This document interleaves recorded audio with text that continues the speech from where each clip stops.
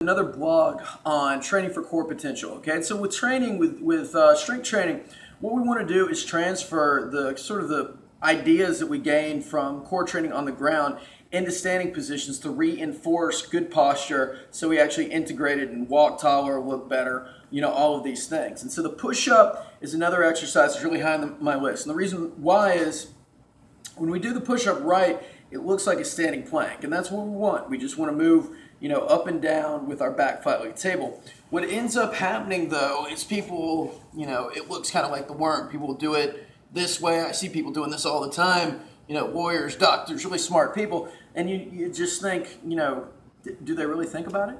I don't know. But the point being is that, playing on yesterday's key point of kind of closing the space, put one hand on your rib cage and put one hand on your stomach and make them longer without moving these two.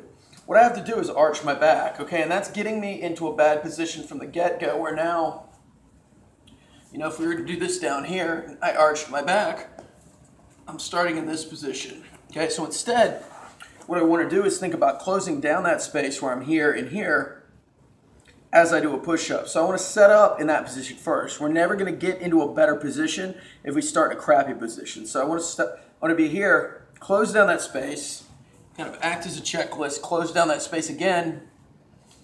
You'll notice your back is immediately flatter. Use that sort of as a checklist before you do that, but then think, as you're pushing up and down, you get to the top, close that space again, up and down, close that space again. So you're almost rounding your back, and you can kind of see that here.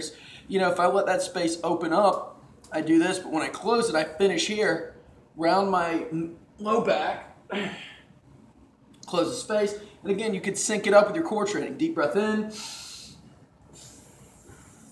close the space, deep breath in, push up, close the space.